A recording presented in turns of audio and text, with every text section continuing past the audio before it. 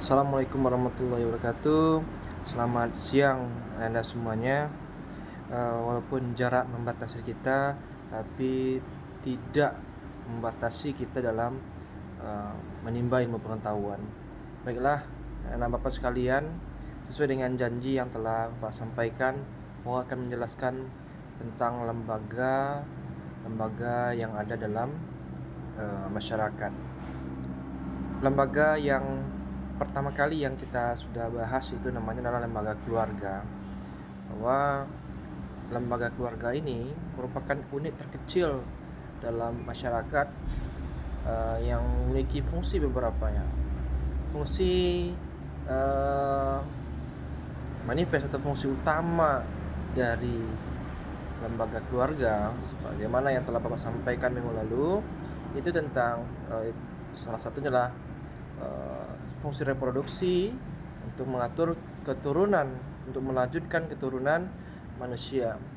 Yang kedua itu adalah fungsi sosialisasi dan pendidikan, bahwa keluarga sangat berperan dalam menyampaikan, mendidik, meletakkan dasar-dasar pengetahuan kepada generasi penerus bangsa. Selanjutnya, fungsi ekonomi dan unit produksi. Keluarga itu sangat berperan untuk menyambung kehidupan, untuk memberikan nafkah kepada anak-anaknya dan anak istrinya, seperti itu. Selanjutnya ada fungsi perlindungan atau kita kenal dengan fungsi proteksi. Sebagai seorang ayah, sebagai seorang ibu, sebagai orang kakak dan sebagainya, keluarga tentunya pasti akan melindungi keluarga yang ada pada mereka. Contohnya seorang ayah akan melindungi anaknya ketika anaknya itu kesusahan ataupun dalam bahaya dan sebagainya. Selanjutnya juga ada sebagai penentuan status ya. Kalau kita menikah dengan orang yang mungkin rezekinya lebih, tentunya akan mempengaruhi status dari kita gitu. Selanjutnya ada fungsi pemeliharaan. Jadi terutama ayah dan ibu akan memelihara bagaimana melanjutkan keturunannya, menjaga kehormatan keluarganya. Selanjutnya ada fungsi afeksi atau yang kita kenal dengan sebagai fungsi kasih sayang. Ibu akan memberikan segala kemampuannya menyayangi anak-anaknya. Gitu juga seorang ayah. Ayah pasti akan bertanggung jawab menjadi tulang punggung untuk menafkahi anak istrinya. Ada fungsi biologis juga. Ini hampir sama dengan fungsi melanjutkan keturunan tadi. Dan selanjutnya adalah fungsi pengawasan.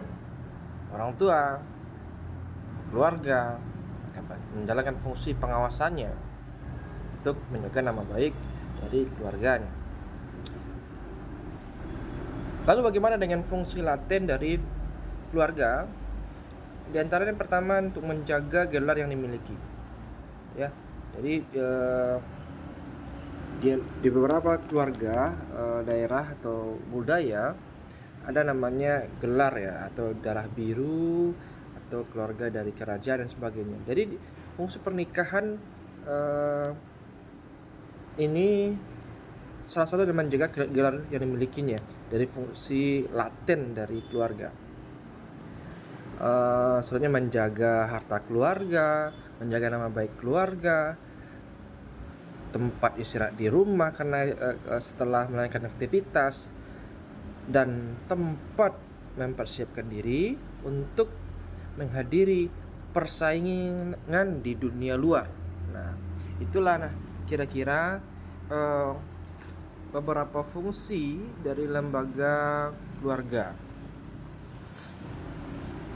Baiklah anak Bapak sekalian, dalam keterbatasan ini akan Bapak mengupayakan menjelaskan kepada anak Bapak. Selanjutnya itu adalah lembaga pendidikan. Ya.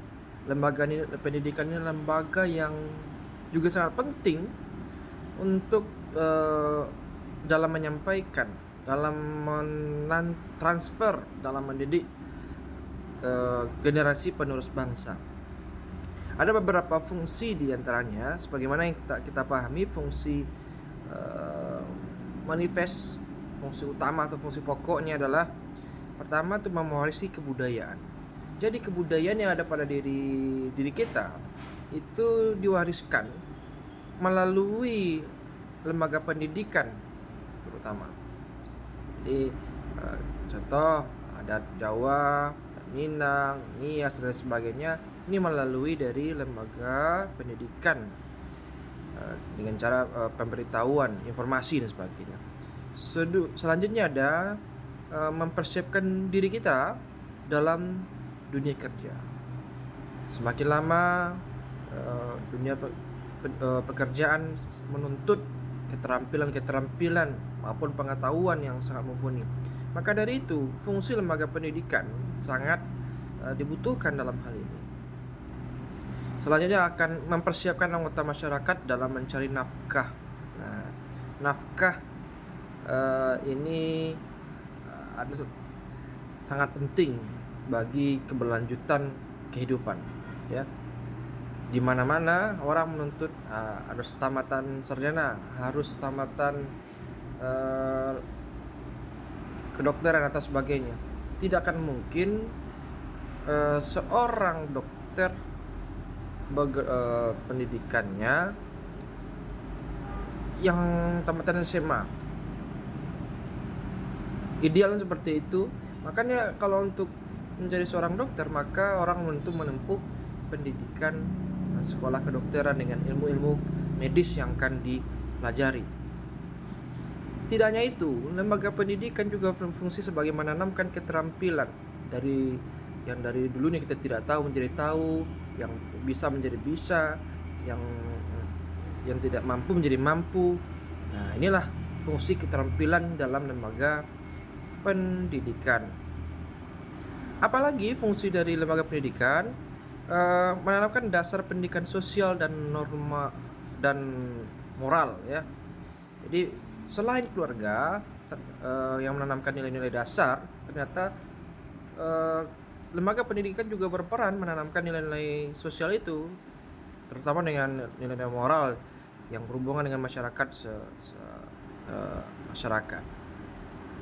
Selanjutnya menumbuhkan rasa nasionalisme.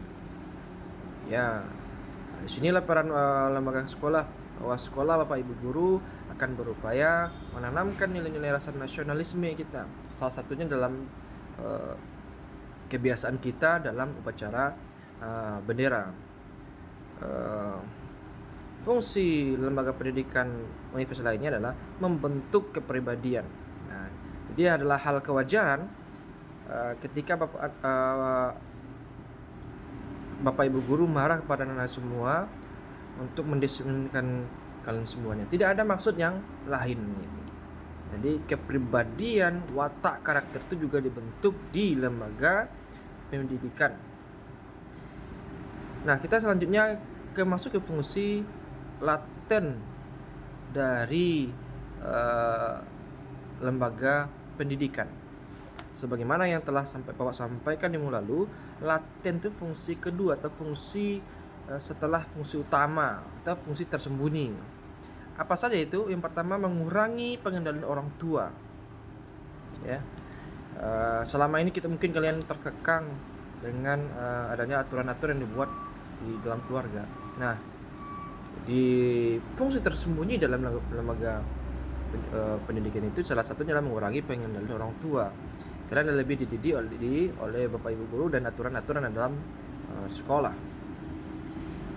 Kedua, menyediakan sarana untuk pembangkangan.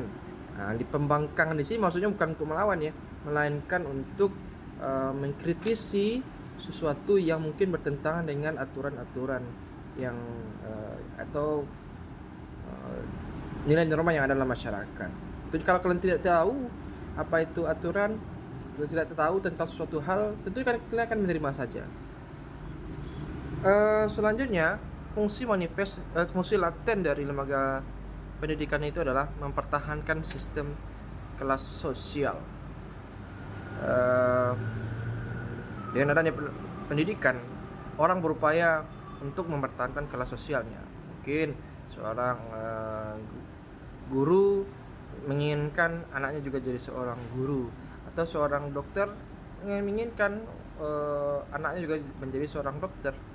Artinya dia berupaya mempertahankan sistem kelas sosial. Nah, fungsi laten selanjutnya itu memperpanjang usia remaja.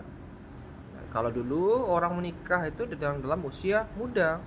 Dengan adanya aturan yang sekarang ini, wajib belajar 17 tahun, wajib belajar ya, wajib belajar. Habis itu bahkan pernikahan itu diminta minimalnya adalah umurnya 17 tahun. Kalau lu tamat SMP, SD pun orang-orang sudah menikah. Nah, itulah kira-kira fungsi laten lembaga pendidikan.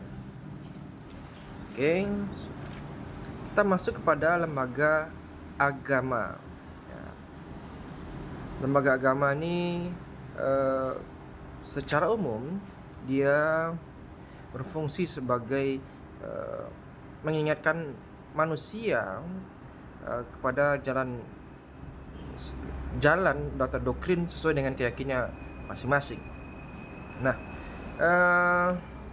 ada beberapa fungsi manifest dan fungsi laten dari lembaga agama.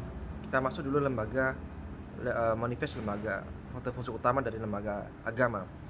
Pertama, mengingatkan manusia sebagai manusia, karena kita sama-sama tahu manusia sering lupa. Maka dari itu lembaga agama berupaya untuk mengingatkan manusia agar tidak lupa, ya. Yang kedua, doktrin menentukan sifat hubungan baik dengan Tuhan, dengan manusia, dengan sesama. Jadi agamanya lebih banyak bagaimana mendoktrin, ya. Tadi tidak hanya hubungan sama dengan Tuhan, tapi juga bagaimana menjaga hubungan doktrin dengan sesama manusia. Selanjutnya ada pola perilaku yang konsisten dengan ajaran-ajaran yang ada kini. Jadi ada semacam doktrin tentang nilai-nilai, tentang aturan-aturan yang ada dalam yang berpedoman dalam kitab agama masing-masing. Kalau Islam itu Al-Quran dan hadis, dan dalam Kristen juga adalah Alkitabnya, ya. Selanjutnya ada penyedia seperangkat norma, ya. Jadi dalam agama pasti ada aturan, ya. Agama apapun itu pasti ada aturan, ya, mana yang baik, mana yang tidak baik, mana yang boleh, mana yang tidak boleh. Selanjutnya juga lembaga agama juga mengatur ritual, ya. Bagaimana tata cara beragama, bagaimana pelaksanaan bulan puasa, bagaimana pelaksanaan ibadah di gereja dan sebagainya.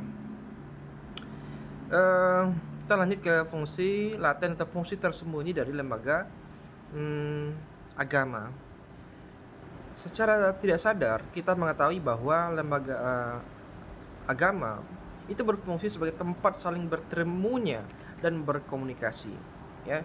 Kita nggak tahu orang yang samping kita tidak tahu dengan orang yang depan kita. Nah, ketika kita beribadah tentu kita bertemu dan berkomunikasi. Nah, hal ini juga menjadi fungsi laten dari lembaga agama. Selanjutnya, fungsi laten lembaga agama selanjutnya adalah menumbuhkan ajaran agama untuk mengembangkan strategi sekaligus ilmu pengetahuan dan teknologi. Bahwa di lembaga agama ini tidak hanya berhubungan dengan Tuhan, dengan manusia, juga mereka juga membahas tentang bagaimana pandangan agama terhadap ilmu pengetahuan dan sebagainya.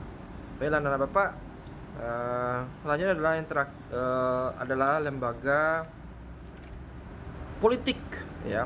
Siapa yang suka politik, ya? Dalam dunia politik tidak ada yang kawan yang abadi, tidak ada lawan yang abadi, ya. Ada beberapa fungsi dari lembaga politik ini. Kita akan bahas dulu lembaga manifestnya. Pertama, lembaga politik dari fungsi utamanya itu pemeliharaan kesejahteraan umum, ya. Orang politik, lembaga politik berkewajiban untuk bagaimana menyejahterakan rakyatnya, ya, kemakmuran rakyatnya, ya.